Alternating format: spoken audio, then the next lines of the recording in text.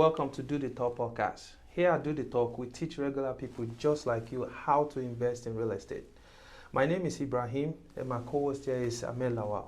Ahmed, how are you doing today? I'm doing great, and Fantastic. thank you so much for opening us up, Ibrahim, and Thank you. happy to see you again. So, guys, like we have always said, we come here, we do this for free.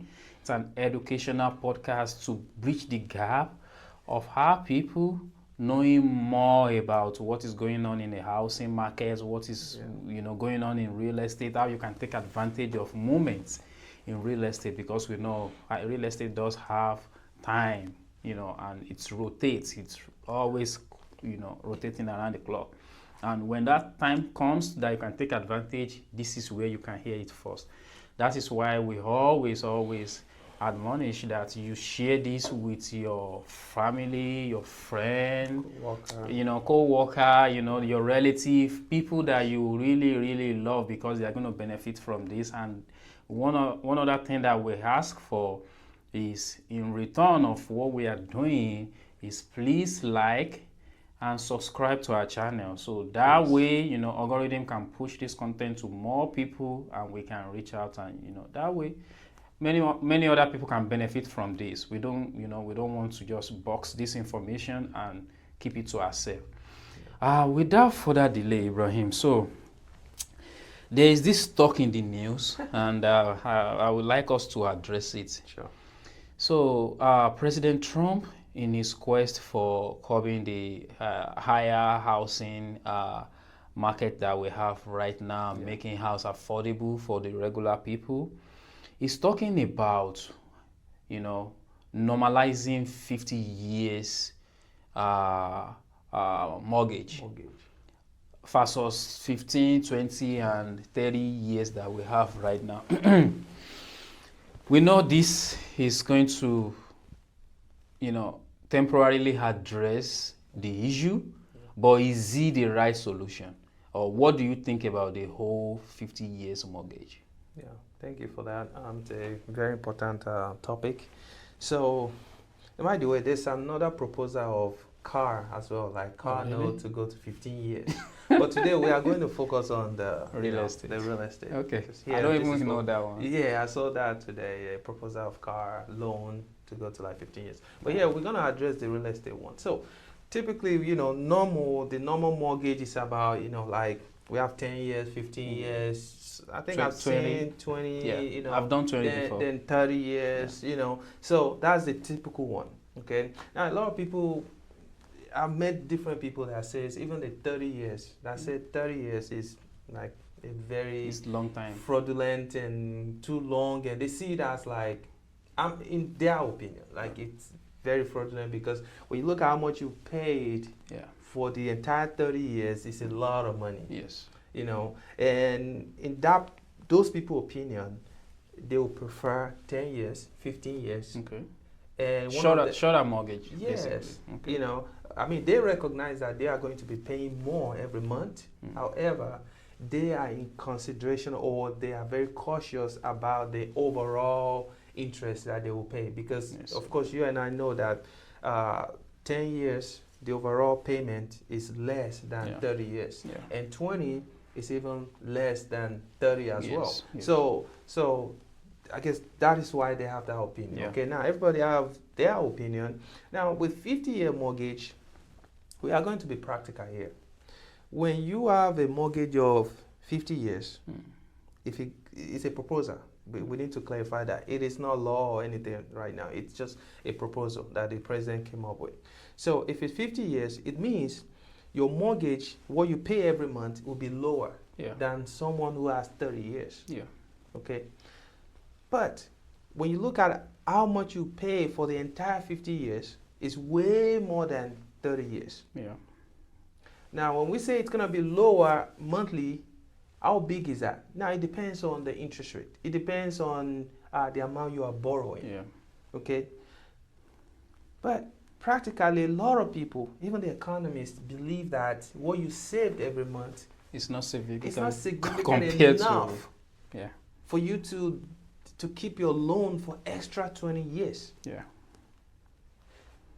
So, in my opinion, it doesn't worth extending your mortgage for extra 20 years because you want to save 100, 15, no, 100, 150, 200, or even $300 every month. It doesn't worth it to me.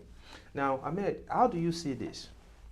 I mean, I've talked about the money side of it, but then you and I know that somebody will benefit from this. So what do you think? So, thank you, Ibrahim. So, really, I share the same opinion with you. Oh, good. But just like you said, let's be practical. Yeah. Right? Let's be practical. And to your question, will someone benefit from this? Yes. Okay. Some people will. Because some people have what we call future income growth. They are thinking, okay, I'm in the medical school right now. Okay. I'm in my undergrad right now. I'm in my master's program right now. But when I graduate, I will have enough money to pay for the house. But right now, I cannot afford what is out there. So people like that will be able to get into a house that is a little affordable with that program, because even though they are paying FT interest rate, their monthly mortgage will still be lower right now. Just because they care about now versus the future, because they know their future they will be able to take refinance. They will be able to refinance. They will have more money to take care of whatever they want to take care of. But as of right now, they don't have the capability. So people like that will be able to benefit from it. Not just those people, even regular people that they have stationary income, their income is not increasing, they also will be able to get into a house with this lower monthly mortgage. Okay, good. However, this is just not an ideal way to go with this problem, because it is going to put the richer, the banks, the institutions that are lending money, it is going to make them a whole lot richer. Assuming you keep your mortgage for 50 years. So let's say for 30 years, you are supposed to pay the interest of 200,000.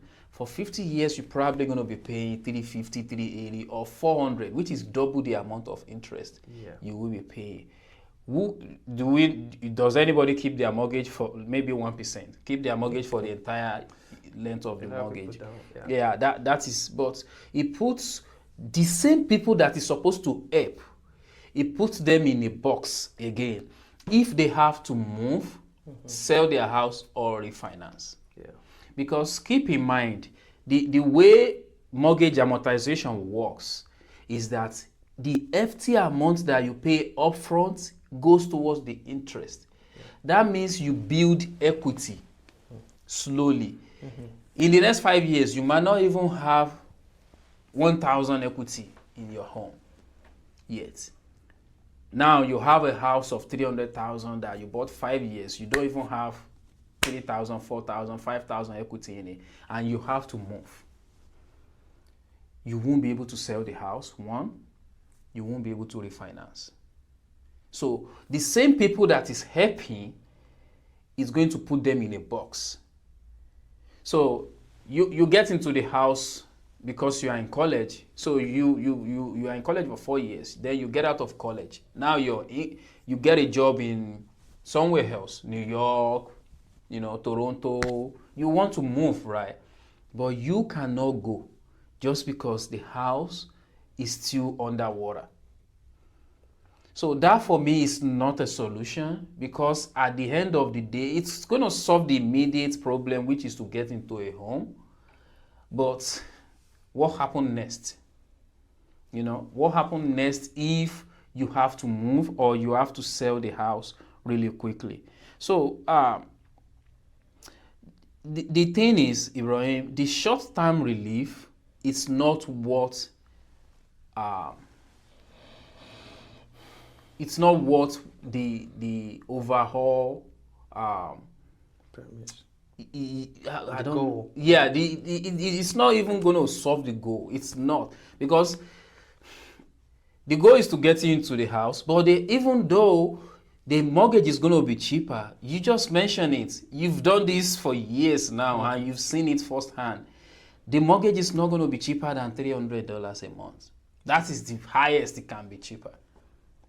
So it's the affordability is still not like really there. So Ibrahim, just to be practical, what do you think my ease this up a little bit more, or how can we go around the affordability thing to actually solve the problem, not just this peripheral or hiding the problem under a carpet? Yeah. Thank you for that. So I agree with your, what you have, how you break everything down. But one thing that I'm not sure it will happen is if it's 50-year mortgage, I'm not sure people will be under the water because of the 50-year mortgage. The reason why I said that is because even with 30-year mortgage is front load. Yeah. So it means they get all their interest right up front for like first 10 years before you start seeing. But where people get equity from, it's not really about what they pay every month. In most cases, is the market equity. Okay. Just because of, the way inflation, the house is going up, demand and supplies, that's where majorly that's where people get their equity from. Yeah. Now, the people that get equity from the fact that they've been paying for so long are the people that have been there for so many years, like 10 years or more, when the PMI has stopped and they've paid, tons of money, like 12 years, 15. That's when that is really contributing to the equity. But the first 10 years really would depend on the market to create that. But that market is not, you can't bank on the market. Yeah, you can bank on that. Yes. But if it's 50 years, there's a high chance that really you might even get more equity because a lot of people will be able to afford it. However, that will beef up competition. Yes, then that will create the market equity. Okay. Because if a lot of people wants to buy, then the price will keep going up. Okay. Yeah. Even though it would trick us that you are paying less. Yeah. Everybody will jump into it, create that market equity, and the price of the home will go up. Yeah. However, the fact that it's 50-year mortgage, it reduces the monthly payment. Okay. Who is benefiting from this? You have said it all. The real people that are benefiting is the financial institution. Yeah.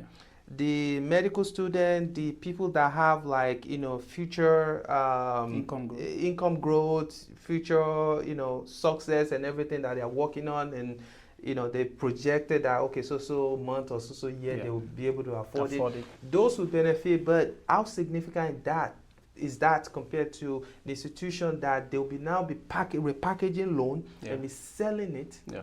Because now, let's say a company is designed to to service 30 years. Yeah. They might remain the same structure. Create a loan for you and I for 50 years. Okay. Knowing that they will not keep it for 50 years. Yes, because they send it. They will package everything and sell it to another institution that creates another resource for 50 years. Yeah. Because all these companies are structured. If it's structured for 30, they will not go that 50. Yeah. They will have to create another body or another company. So you will now be seeing a lot of transfer of wealth. Yeah. Transferring, packaging loans together. A lot of people eating all your money. Yes.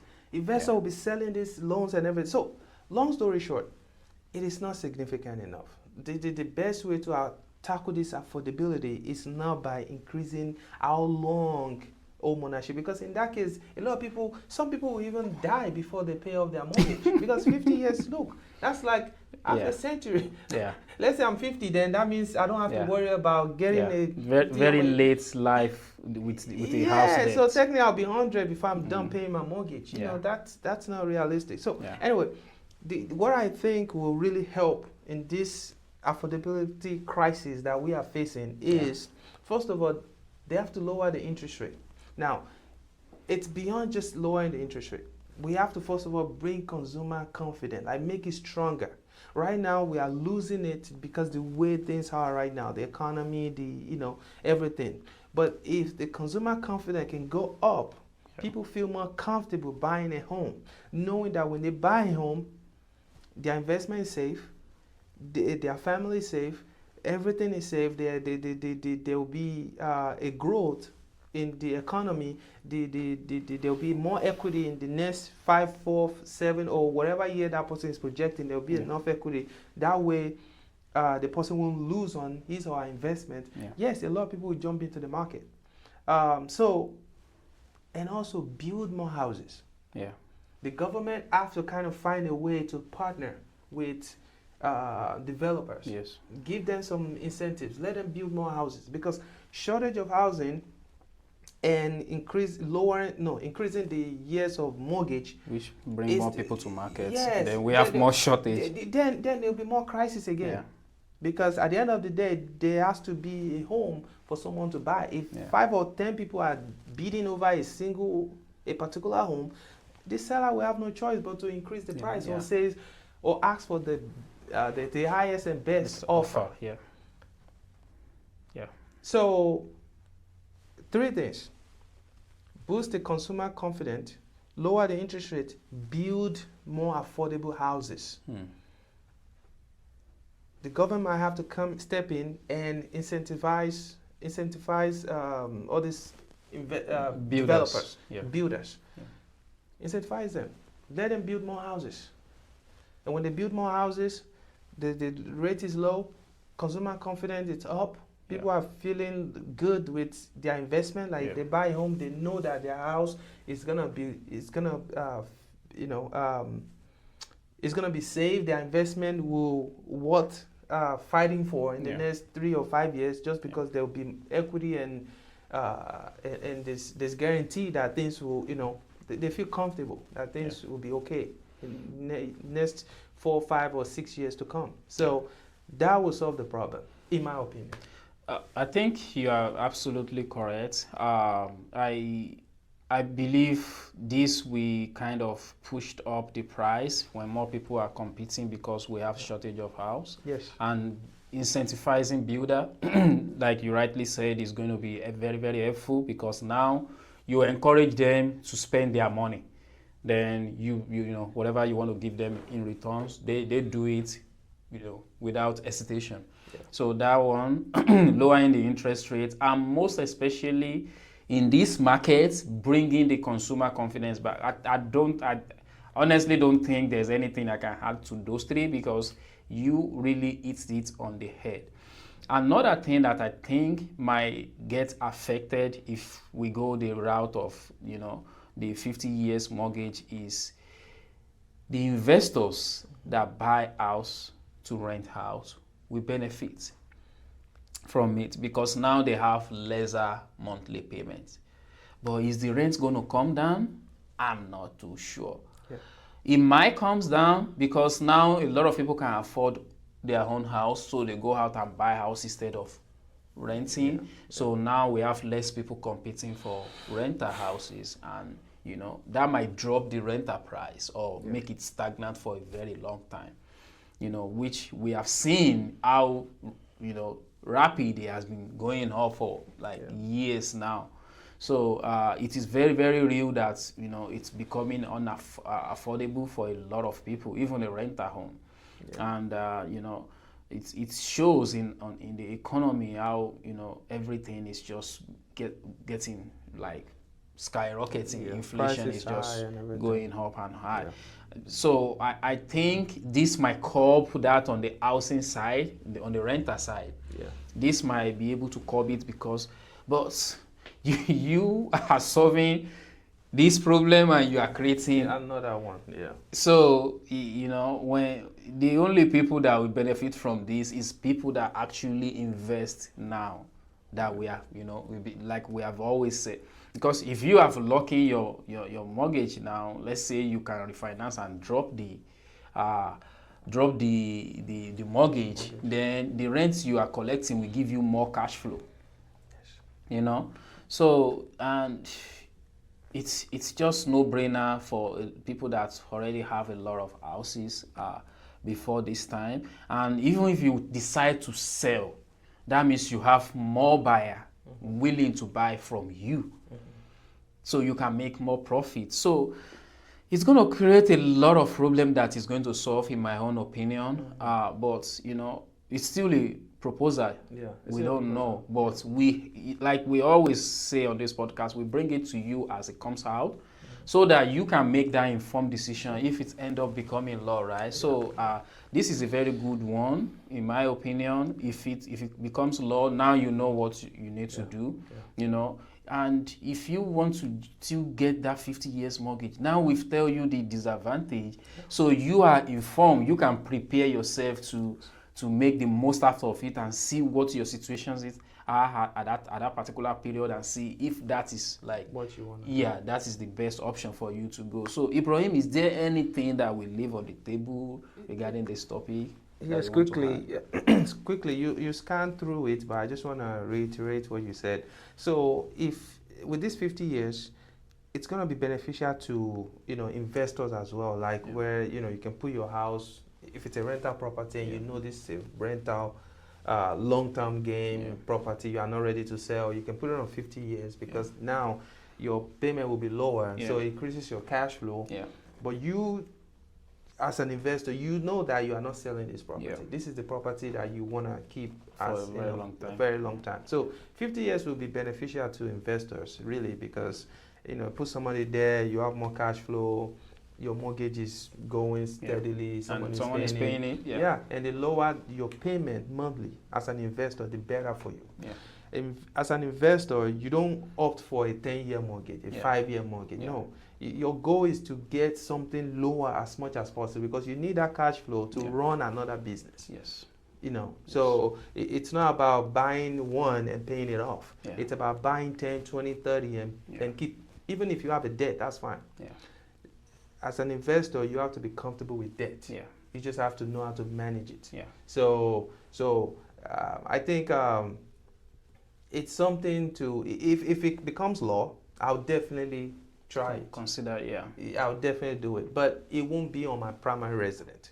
It will be on my investment side of it. And that is why I said people that we've been encouraging to go into home ownership, buy a house, buy something affordable, hold on to it for the longest. Now might be the time for them to consider it, because we've been saying don't wait to buy real estate. Buy real estate and then wait, because opportunity will always present itself. But if you haven't positioned yourself in that part of growth, then there's no way you can take advantage of it. It's just like you will be scrambling around at the time that you are supposed to be sitting down and be relaxing.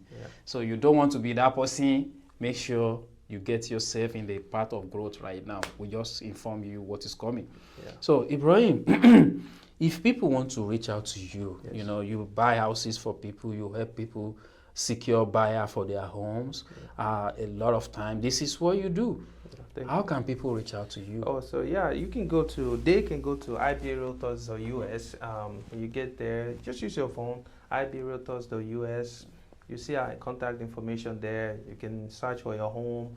Our office address is there. If you want to come in, we have coffees. We have hot coffees. we have some snacks here. Come in, come have some time with us, and we'd like to hear from you. What are the things you would like us to help you with? I mean, anything concerning real estate, we got you. Just give us a call. Our phone number is there, 317-728-0213.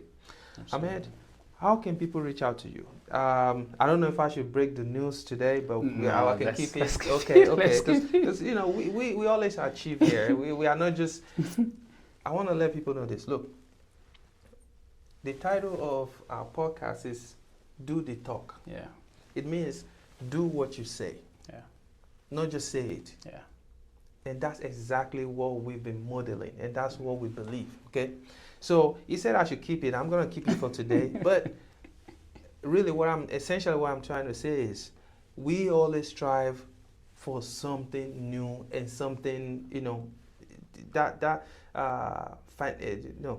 independent growth, financial growth and everything. We always strive to do that as much as we talk about it, and that's why it's do the talk. Yeah. Okay. So with time, Ahmed will break the news. We're definitely bringing it back to you, but Yeah, with time we'll break the you news. all going to know, but for now, let's we'll see. break the news. But today, of course, you guys already know that he's a property manager, and that's what he does.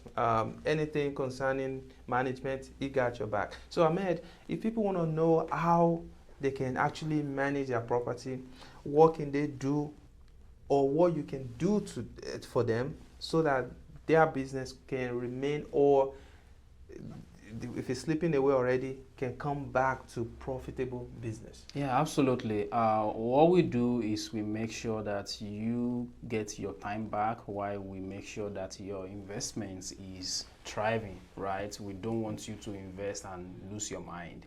So we take care of all the hard lifting for you so that you can have your time back. You can use it to, do whatever you want, like something that is important to you. That's good. So you can actually go on our website as well, go to azopm.com, and you can see all the services we provide as well as the listings that we have available.